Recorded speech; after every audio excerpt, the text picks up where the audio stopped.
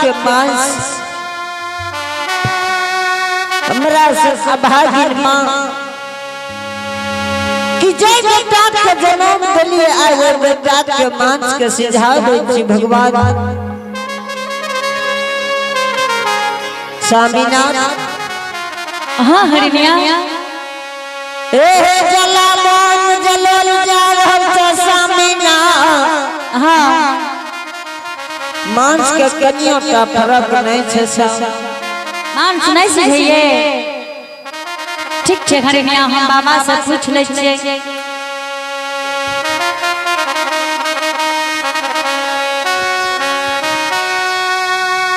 महाराज हाँ हरि सेवा पटना नगर के जते जलावन है हुजूर सब चूल्हा में लगा दिए लेकिन सरकार मधु मांस नहीं सिझैये गुरुदेव।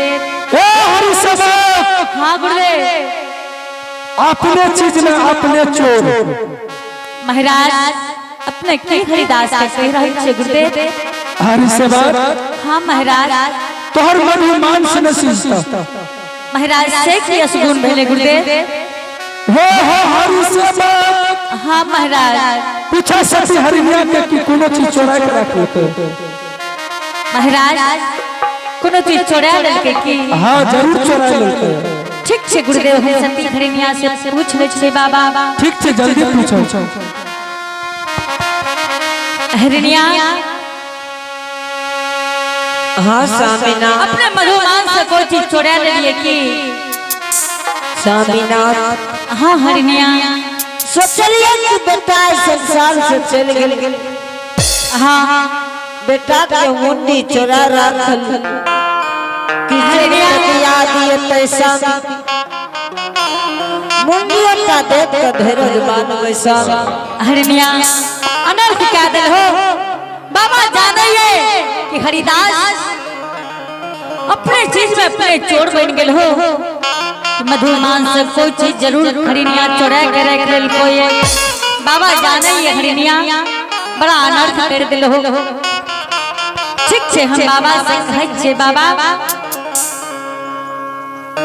बाबा हाँ हरि से बाबा अपने सच कहले गुरुदेव हरिदास दंड के भागी छे गुरुदेव अपने जे दंड देबे हरिदास बर्दाश्त क्या जेते गुरुदेव। ए हरि से बाबा हाँ महाराज तोरा हम कहलिए कि कोनो चीज चोरा के रख ले सही में गुरुदेव हरिनिया चोरा लेते रहे महाराज तोहर मधुमान से नहीं सीखता गुरुदेव हरिदास के जे दंड देबे गुरुदेव बर्दाश्त क्या जेते लेकिन मधुमांस के कोई उपाय लगा दियो गुरुदेव।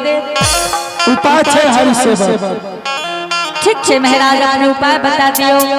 हे हो हरि से बाबा हाँ गुरुदेव सत्य हरि ने चोरा के रख लके हाँ महाराज जरूर चोरल के गुरुदेव। हे हो हरि से बाबा हाँ महाराज ओकरा उखली में जाके और चूर के मधुमांस में मिला दे तब मधुमांस जीत देते बाबा। तब मधुमांस जीतता की कहलिए ओकरा उखली में जाके कूट देते हां मने बाबा बेटा के मुड़ी से राखल के बेटा के मुड़ी के लाए के उखड़ी में चूड़ी के काट देता है। हां ठीक छे बाबा अपने के जिया आदेश हेते हरिदास करे ले तैयार जल्दी कर हरि से बाबा बहुत जल्दी क्या लेबे बाबा हमरा भूख लग गई छै हरि से बाबा। ठीक छे महाराज अपने कनिया विलंब करबे अपने के भोजन करा देबे सरकार। ठीक छे जल्दी कर हरिनिया हाँ साबिना अपने जो चोरा के रखलिए ये ओकरा लाइम के उखड़ी में कूट के मधुमांस से मिला दियो। एकर बाद यहाँ के मधुमांस से ताबे मधुमांस नहीं सिझल जल्दी से लाइम के कूट के मिला दियो नहीं तो भोजन बड़ा लेट भै रहले ये बाबा गोसा भै रहले ये बाबा दरवाजा से चलते तो हरिनिया अनर्थ भै जेते।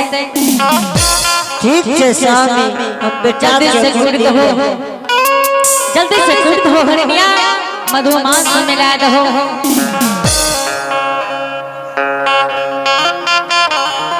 कि अति धना लिखला न गुरुजी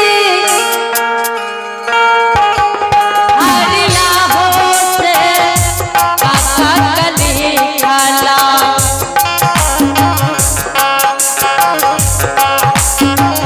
हरिया हो से काका कली खाला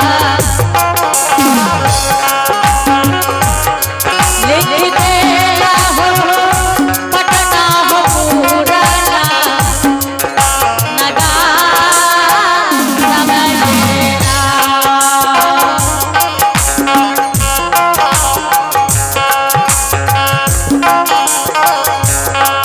अहो ठाकुर जी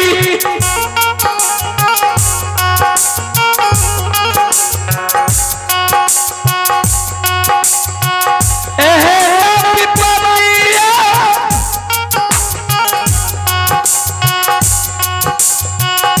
क्या करो नदिया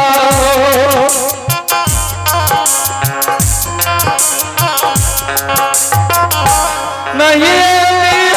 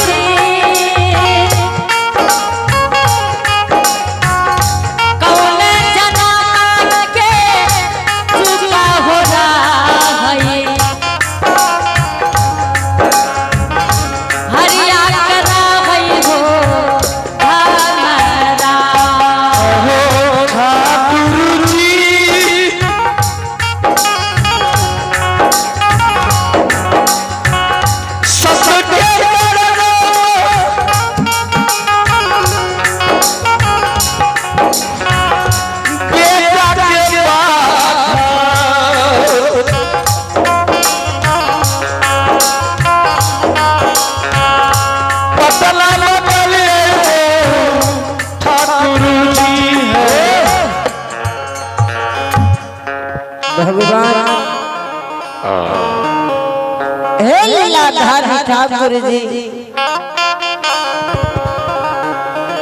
दुनिया संसार के